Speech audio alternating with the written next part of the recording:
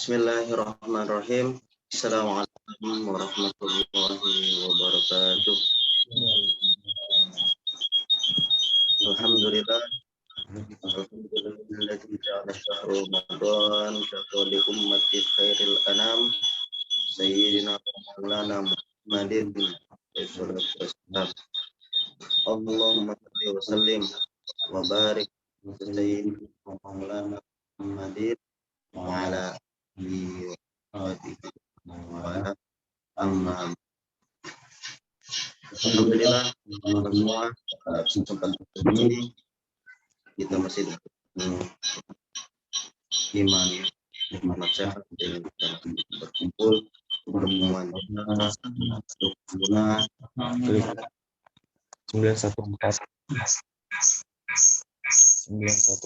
di sini untuk memerangi kebodohan. Mudah-mudahan langkah kita kemari adanya kita ada ini mendapatkan ridho dari Allah Subhanahu wa Ta'ala. Sebelum kita masuk kajian, kita tekankan lagi bahwasanya puasa itu terbagi menjadi 3. Yang puasa orang awam dan puasa para ulama, kemudian puasa para al-arif atau puasa para wali Allah Subhanahu. Puasa orang awam itu seperti apa? Puasa orang awam ya, ialah hanya menahan lapar, hanya menahan haus, dan hanya menahan nafsu dirinya. Yang dia hanya menahan hawa nafsu dan hanya menahan hawa nafsu dari kemaluan. Itu puasa orang awam. Sedangkan puasa para ulama ialah puasa bikin di Jawari. Beliau ini, para ulama ini berpuasa dengan seluruh tubuhnya. Beliau menjaga tangannya daripada perbuatan dosa. Beliau menjaga mata beliau daripada penglihatan ke yang haram. Beliau jaga pendengaran beliau itu daripada perkara yang semua badan semua anggota tubuh akan berdosa. Itulah puasa para ulama. Tapi yang kita ingin ini ialah belajar puasa para al-arif. Puasa para Allah segala apa setiap hembusan nafasnya, setiap makan yang ia keluarkan ialah zikrul wa hudurul ma'allah. Ialah berzikir. Ya, setiap hembusan nafasnya bertafakur kepada Allah Subhanahu wa Ta'ala. Inilah yang dinamakan puasa para aulia, para wali-wali Allah Subhanahu wa Ta'ala. Ya. Insyaallah pada pagi ini kita akan bahas tentang al-a'dzar al-mubihah lil fitr. Suatu uzur-uzur yang dibolehkan untuk berbuka. Sebelumnya kita kirimkan Al-Fatihah dulu untuk guru-guru kita. Semoga agar kita mendapati ridho beliau. Beliau juga menjaga apa yang kita pelajari. Alhamdulillah Rasulullah sallallahu alaihi wasallam ala alihi wa azwajihi wa auladihi wa dzurriyyatihi aminin wa sallallahu alaihi wa ila rabbir rahim. Assalamualaikum warahmatullahi wabarakatuh.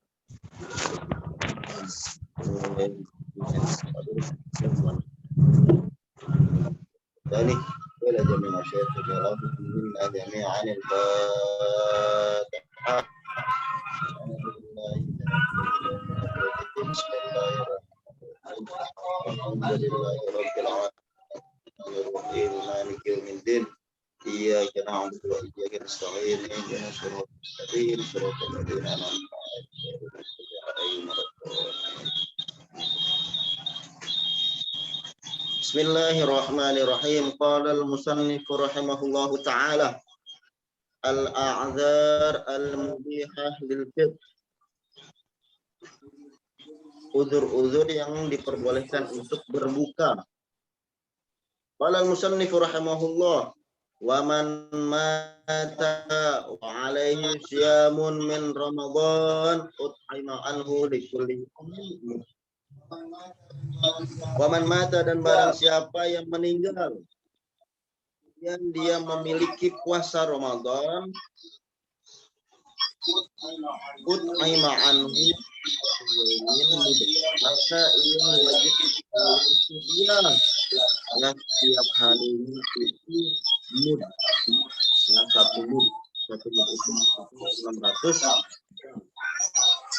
ya, satu mud itu sekitar 600 gram, ya sekitar setengah kilo lebih sedikit beras.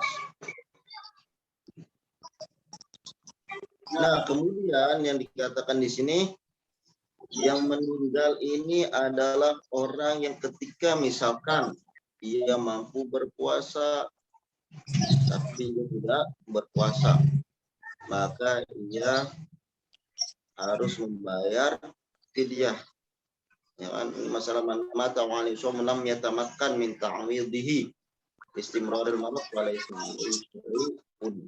Ya, barang siapa yang meninggal dan kemudian ia memiliki utang puasa, maka ia tidak mungkin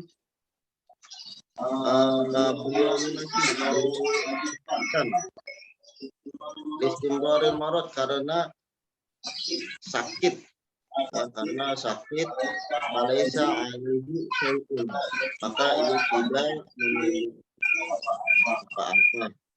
Artinya apa? Ia tidak membayar fidyah.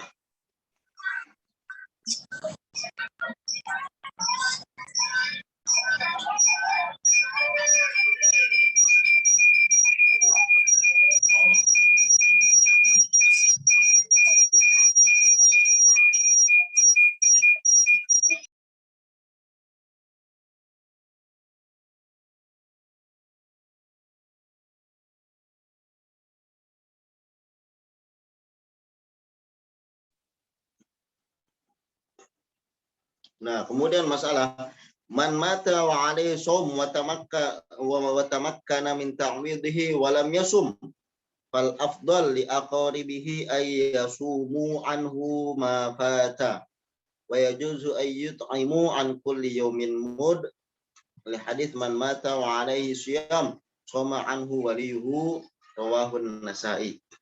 Masalah yang selanjutnya ialah barang siapa yang meninggal kemudian ia memiliki puasa sedangkan ia mampu untuk berpuasa pada saat itu tapi ia tidak berpuasa, maka afdol baiknya itu teman-teman dekatnya atau keluarga-keluarga dekatnya berpuasa atasnya apa yang ia tinggalkan. Wa yajuzu, dan diperbolehkan juga ayyut aimu an kulli yaumin mud, ya, untuk memberi makan memberi makan orang miskin setiap harinya itu 1 mud, ya, atau 600 gram. Li hadis ada hadis man mata wa alaihi yamun, barang siapa yang meninggal kemudian ia memiliki puasa, hutang puasa, shoma anhu waliyuhu, maka berpuasalah walinya. Rawahun Nasa'i, hadis riwayat An-Nasa'i.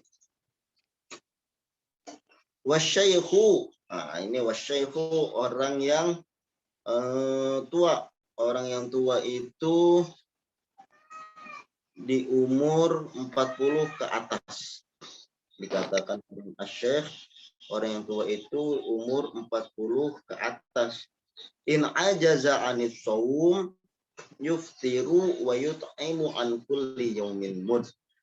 Apabila seorang yang tua ini, seorang syekh yang tua ini, ia tidak mampu lagi berpuasa, maka ia diperbolehkan untuk berbuka dan menggantinya dengan membayar fidyah setiap harinya ialah 1 mud.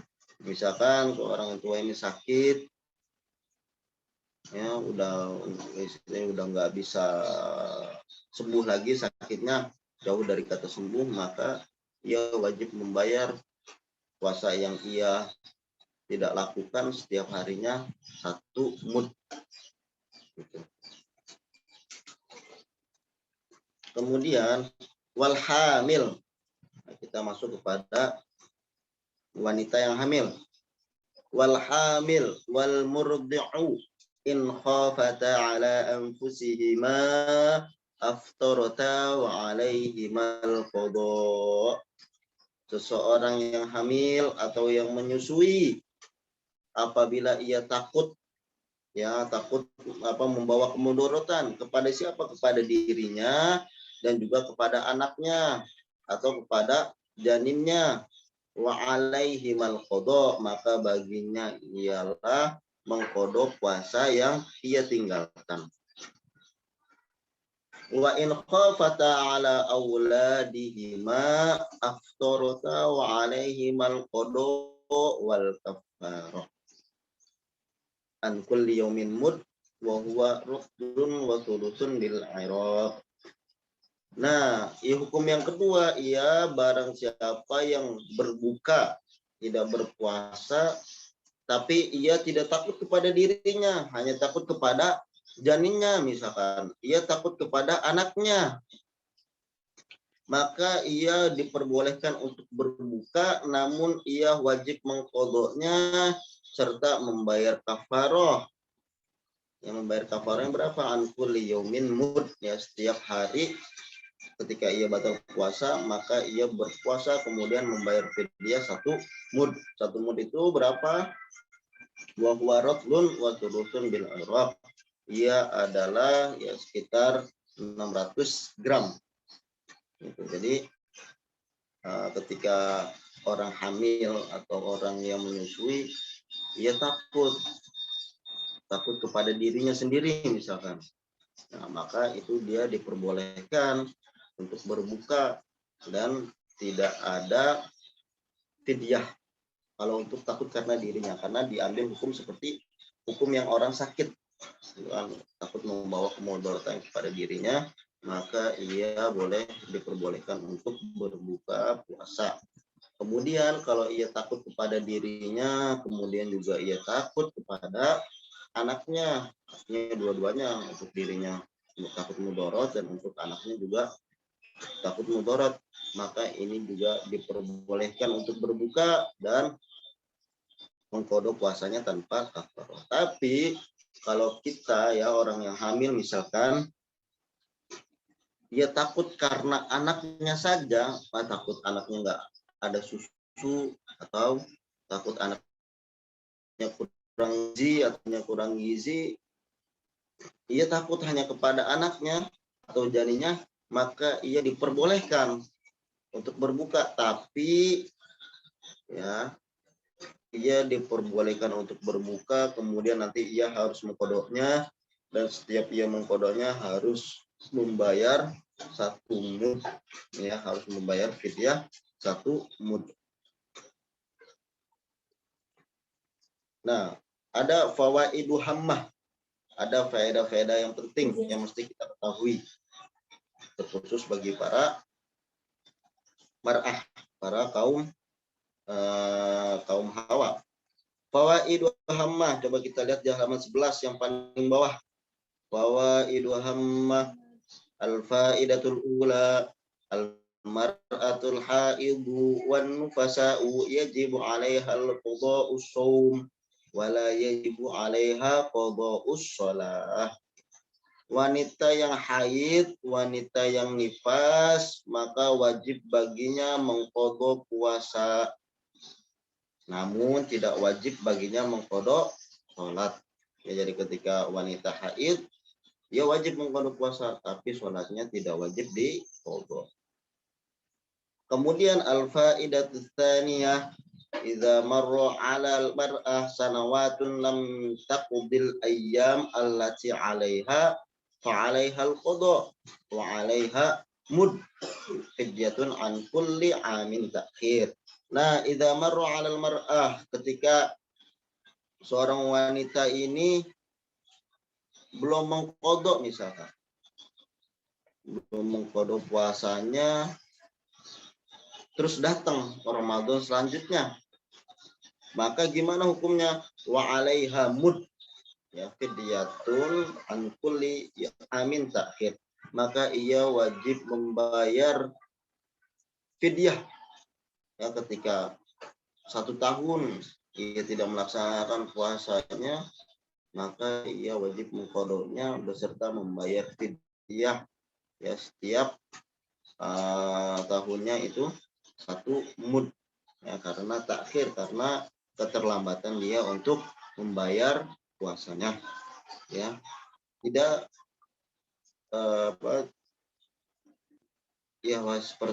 seperti misalkan orang yang menyusui, tapi kalau di dalam Darul Ifta ketika dia menyusui tahun berlalu, 2 tahun berlalu, kalau dia masih menyusui, dia hamil dan dia tidak mampu untuk mengqadanya, maka ia tidak masalah ya, di tahun selanjutnya ia itu membayar qadanya tanpa membayar fidyah. Al-faidatu tsalitsa, kemudian faedah ats-tsalisah, idzan qata'a ad-damu qabla al-fajri walau bi tsaniyah wajib shaum hatta idza lam taghtasil li'anna hurmatas shaum murtabitatun bid-dam wala bil hadath. Nah, ini saya rasa yang ketiga ini lebih penting.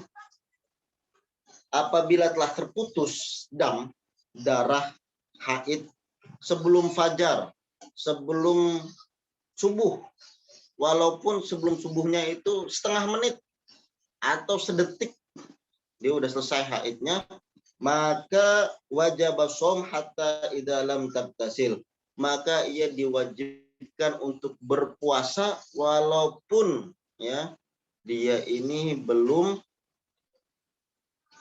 mandi.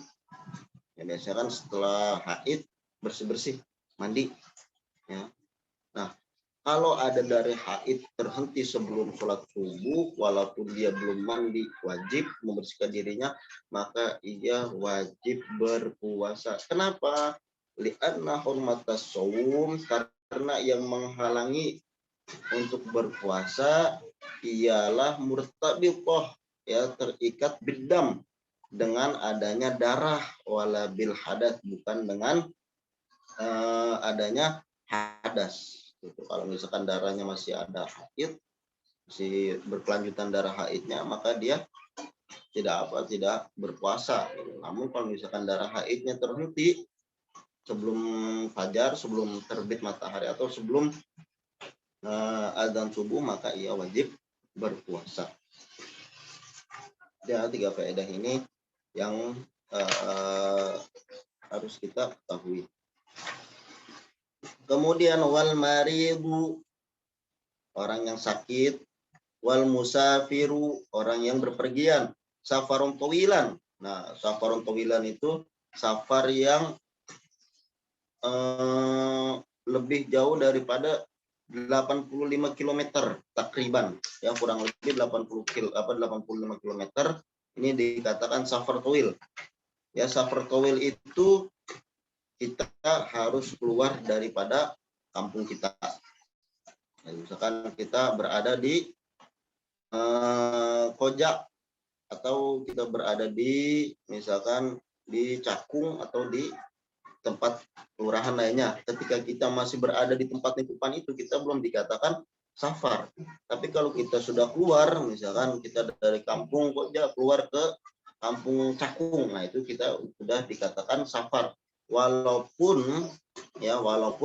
dekat, hanya misalkan 15 km atau 20 km atau 13 km, itu sudah dikatakan musafir. Ya, tapi musafirnya ini safar qosiron. Ya, karena safarnya ini tidak panjang, hanya sedikit. Itu katakan musafir juga karena sudah keluar daripada daerah tempat dia tinggal. Nah, kalau safar tawil, safar yang panjang, misalkan kita di Jakarta, ya, Cakung, kita keluar dari pada kampung kita pergi ke katakan yang lebih dari 85 km ke Semarang atau ke Jogja atau ke Cirebon, ya. Nah, itu sudah dikatakan safar tawil, safar yang panjang. Nah, yang safar panjang ini, yang tawil ini, maka yuftironi dibolehkan untuknya berbuka. Ya, bagi orang yang sakit, bagi orang yang musafir, ya, ketika ia tidak mampu untuk berpuasa, maka ia diperbolehkan untuk tidak berpuasa. Wa yaqdiyani, namun mereka harus menggantinya, harus mengkodoknya ketika selesai daripada Ramadan ini, sebelum sampai Ramadan yang akan datang. Nah, di sini dijelaskan dalam kitab halaman 12 ada dua tabel. Kita lihat tabel yang pertama. Ar-rukhos allati tajuzu fis safar. Ada beberapa rukhsah, beberapa keringanan dari Allah Subhanahu wa taala yang diperbolehkan ya ketika kita bersafar. Rukhsatani yashtariku fihima as-safaru tawil wal qasir. Nah, rukhsah yang pertama itu boleh digunakan bagi orang yang bersafar tawil ataupun safar qasir. Ya, yang pertama tarkul jamaat wal jumu'at, diperbolehkan meninggalkan sholat jamaah dan sholat jum'ah. Itu ya, mengganti sholat jum'ah dengan sholat zuhur misalkan. Ini safar tawil ataupun safar qasir. Tarku istiqbalil qiblah fi sholatin nafilah. Kemudian yang kedua ialah meninggalkan atau tidak menghadap kepada kiblat ketika sholat sunnah. Ini ketika sholat sunnah, misalkan ia dalam bis, silahkan ia tidak menghadap kiblat. Itu adalah rukhsah yang Allah berikan kepada orang yang bermusafir, musafir tawil ataupun musafir qasir. Kemudian arba'u rukhosin lis safaril tawil wala tajuzu fis safaril qasir. Nah, 4 rukhsah ini untuk orang yang berpergian jauh, artinya 85 kilo ke atas, tidak boleh ya untuk orang yang berpergian dekat. Yang pertama rukhsahnya apa aja? Keringanannya apa aja? Yang pertama ialah rukhsah fi kitab thaharah. Yang pertama rukhsah dalam kitab thaharah. Wahia mashu alal khufain salatata ayyamin bilayalihinna. Kalau ia memakai khuf ya, sepatu kulit yang sampai kepada betis, maka ia boleh membasuhnya atau mengusapnya 3 hari 3 malam. Itu. Nah, ini hanya bagi orang yang safar tawil, ya, safar yang jauh. Kemudian yang kedua dan ketiga, rukhsatani fi kitabis shalah wa huma al-jam'u wal qasru fi shalah. Kemudian orang yang bersafar jauh ya, ketika ia sholat ia diperbolehkan mengqasar sholatnya ya, dan menjamaknya. Menjamak qasar diperbolehkan. Nah, jamak qasar ini tidak dibolehkan untuk orang-orang yang bersafar qasir, yang bersafar yang dekat, misalkan cuma 15 km atau 20 km, yang kurang dari 85 km, maka ia tidak dibolehkan mengqasar ya, menjamak dan mengqasar dalam salat. Kemudian yang keempat, rukhsah fi kitabis siyam wa hiya al-iftar fi nahari ramadhanil musafir. Nah, bagi musafir yang safarnya panjang 85 km ke atas, maka ia diperbolehkan untuk tidak berpuasa di siang hari Ramadan. Ya. Ini tidak boleh, saya tekankan lagi, ini tidak boleh bagi orang yang bersafar cuma 15 kilo atau kurang daripada 85 kilo. Ya, dengan alasan musafir boleh, enggak. Ya, musafir itu, musafir tawil ini ya 85 kilo meter ke atas. Kemudian al-khulansah, tabel yang kedua ialah aqsamul iftar bi'atibari ma yalzamu bisababi khamsah. Nah, ini ada bagian-bagian yang diperbolehkan untuk berpuasa karena beberapa sebab, ada 5. Ma yalzamu fihil qadha wal kafarah, dia wajib mengqadanya dan membayar kafaratul uzma ini maksudnya ya. Yang pertama apa? Ialah al-jima' fi nahari Ramadan min muta'ammidin muftarin alimin bitahrim atima bil wati bisababis shaum. Ya, bersenggama berhubungan intim ketika siang hari di bulan Ramadan, ia muta'ammid, ia sengaja, muftaron, tidak terpaksa, artinya sukarela, ia alimi bitahrim, ia mengetahui bahwasanya itu adalah sesuatu yang haram, atima bil wati, ia tahu bahwasanya itu berdosa, bisababis shaum, kemudian ia itu sedang dalam berpuasa, maka ia wajib mengqadanya dan mengkafarah. Kedua, ma yalzamu fihil qada wal fidyah, diwajibkan, diharuskan mengqada dan membayar fidyah. Itu siapa? Yang pertama al-iftar li khaufin ala ghairihi. Ya, ia berbuka karena takut atas orang lain, atas anaknya misalkan. Kafitrul hamil li khaufiha ala janiniha faqat wal murdi' li khaufiha ala radi'iha faqat. Ya, seperti orang yang hamil, ia takut karena janinnya saja, bukan karena dirinya. Takut karena janinnya kurang gizi misalkan. Atau seorang yang menyusui, takut kepada orang yang disusuinya. Takut susunya tidak keluar banyak, maka ia hanya takut kepada orang yang disusuinya, maka ini ia wajib mengqadanya dan membayar fidyah setiap harinya itu 1 mud. Kemudian yang kedua al-iftar ma'a ta'khiril qada ma'a imkanihi hatta ata Ramadan akhiru bi ghairi udhrin. Nah, kemudian orang yang berbuka pada bulan Ramadan, ya ini tidak berpuasa pada bulan Ramadan, kemudian dia memiliki qada. Nah, namun qadanya ini belum dilaksanakan sampai datang kepada Ramadan selanjutnya, maka ia wajib mengqada puasa tersebut dengan membayar fidyah. Yang ketiga, ma yalzamu fihil qada dunal fidyah. Nah, ini diharuskan membayar puasanya qada dan tidak membayar fidyah, hanya membayar puasanya saja. Yang pertama adalah al-hamil wal murdi'u in khafata ala anfusihima faqat.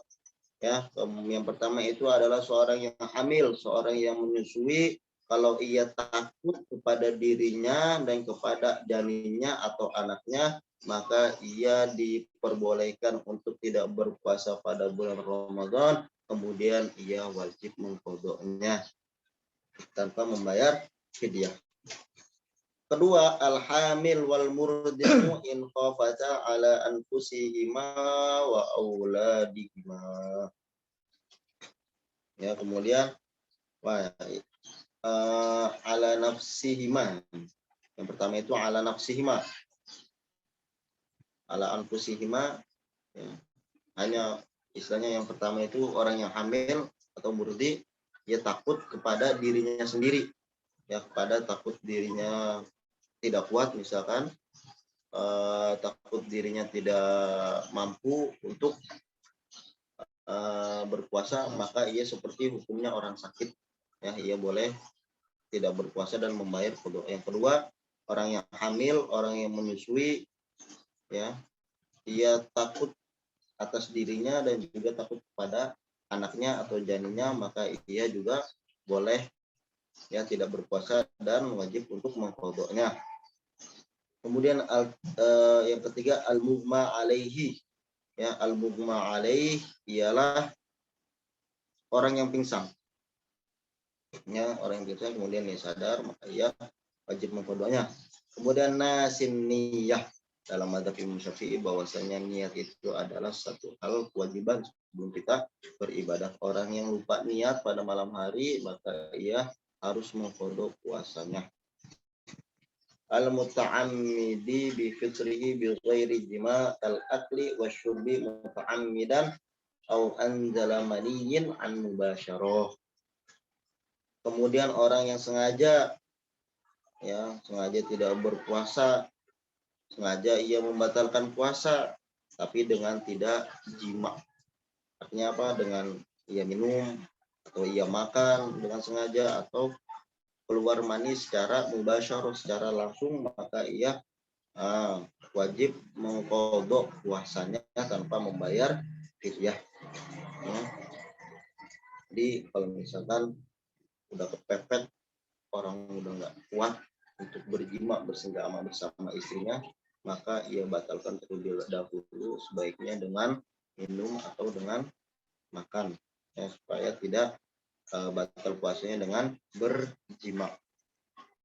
Kemudian yang keenam, al-marid alladzi yurja shifa'uhu wal musafir. Kemudian orang yang sakit, ya orang yang sakit, sakitnya sementara, artinya memiliki peluang besar untuk sembuh. Ya, alladzi yurja shifa'uhu wal musafir. Kemudian orang yang musafir, orang yang musafir tidak berpuasa atau orang yang sakit tidak berpuasa pada bulan Ramadan, maka ia wajib mengqadha puasanya. Yang keempat, ma yalzamu fihil fidyah mud dunal qadha. Nah, yang keempat ini ia hanya wajib membayar fidyah, ya, tidak dengan mengqadha puasanya. Yang pertama, asy-syaikhul kabir, orang yang sudah tua renta, misalkan udah 60 ke atas, udah nggak kuat lagi gitu kan. Istilahnya dia aja puasa Ramadan nggak kuat, gimana mau mengqadhanya? Gitu, mengqadha puasanya, maka ia tidak diwajibkan mengqadha puasanya. Ia diwajibkan untuk membayar fidyah setiap hari ialah 1 mud. Kemudian yang kedua, al-marid alladzi la yurja shifa'uhu. Kemudian orang yang sakit yang tidak ada kemungkinan untuk sembuh. Seperti orang itu koma, ya kan? Orang koma, terus kemudian yang sudah sekarat, itu kan dikatakan sudah nggak ada harapan sembuh, maka ia ini wajib membayar fidyah. Kemudian yang kelima, ma la yalzamu fihil qadha walal fidyah. Nah, ini enggak lazim, enggak harus membayar qadha dan enggak harus membayar fidyah. Siapakah mereka? Kafitril majnuni ghairil muta'ammidi bijununihi. Ya, orang yang hilang akal, orang gila tanpa disengaja.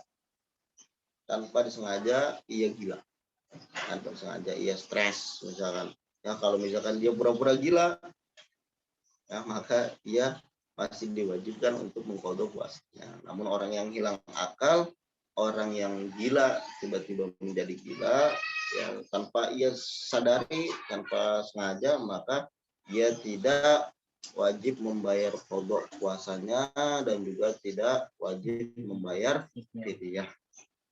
Ya, jadi inilah ada beberapa a'dzar, beberapa udzur yang diperbolehkan untuk berbuka puasa. Ya, mudah-mudahan bermanfaat untuk kita semua yang kita pelajari. Mungkin sampai di sini dulu. Ya, sebelum kita tutup, ada mungkin beberapa pertanyaan dari teman-teman.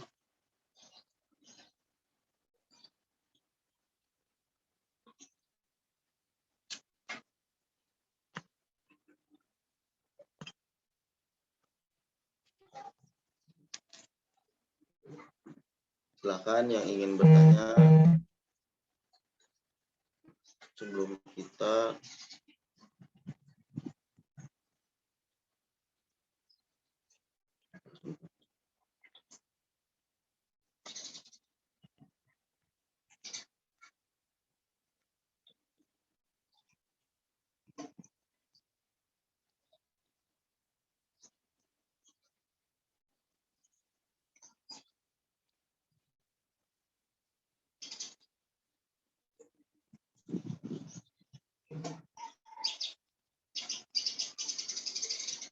ya, baik, kalau tidak ada itu apa tadi? Gimana? Jima. Dan jima itu bersenggama, berhubungan intim antara suami istri.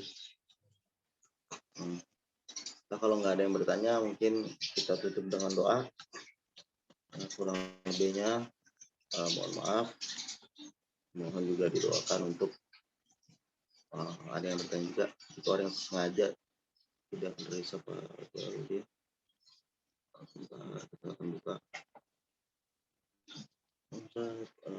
Jika orang yang sengaja tidak berpuasa padahal dia tidak ada uzur sama sekali, apakah boleh mengisi boleh mengisi puasanya? Mengqadha puasanya. Ya. Waalaikumsalam warahmatullahi wabarakatuh. Iya, tadi coba kita lihat di khulasoh di tabel yang nomor ketiga, mayil jamu fihil qadha dunal fidyah. Yang kelima, ya Ustazah siapa tadi? Lupa. Kalau misalkan ia sengaja tidak berpuasa pada bulan Ramadan, ya, apakah ia harus mengqadhanya? Ia mengqadhanya dan ia tidak membayar fidyah. Kemudian juga kemarin ada juga pertanyaan daripada Ustaz Arif ya, bahwasanya hukum orang yang dengan sengaja tidak berpuasa itu hukumannya antara ia dengan Allah. Karena apa? Karena setiap amalan itu dalam hadis qudsi ya, setiap amalan itu lahu, ya kullu amali bani Adam lahu, ya setiap perbuatan, setiap ibadah anak Adam itu untuk dirinya sendiri, illa shaum, kecuali puasa, wa ana ujzi'u bihi, kata Allah, aku yang langsung ya memberikan imbalan atau memberikan hukuman dari berpuasa tersebut. Maka ya di sini kalau dalam berbicara syariah, orang yang sengaja tidak berpuasa ia wajib mengqadha puasanya walaupun ia tidak memiliki uzur apapun, itu wajib mengqadha puasanya ketika selesai daripada Ramadan ini. Wallahu a'lam bishawab. Kemudian baik, sama-sama Ustaz Prima. Ada lagi yang ingin ditanyakan?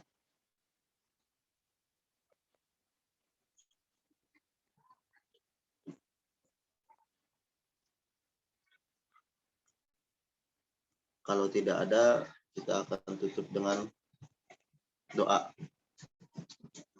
Ya, bismillahirrahmanirrahim. Astagfirullahaladzim, astagfirullahaladzim, astagfirullahaladzim. A'udzubillahi minasyaitonir rajim. Bismillahirrahmanirrahim. Alhamdulillahirabbil alamin. Hamdan amin hamdan yafi ni'amahu wa yukafi mazidah. Ya Rabbana lakal hamdu wa lakal syukru kama yanbaghi li jalali wajhikal karim wa 'azimi sultanik. Allahumma shalli ala sayyidina Muhammad wa ala ali sayyidina Muhammad. Allahumma anfa'na bima 'allamtana wa 'allimna ma yanfa'una warzuqna 'uluman tanfa'una. Allahumma anfa'na bima 'allamtana wa 'allimna ma yanfa'una warzuqna 'uluman tanfa'una. Allahumma anfa'na bima 'allamtana wa 'allimna ma yanfa'una warzuqna 'uluman tanfa'una.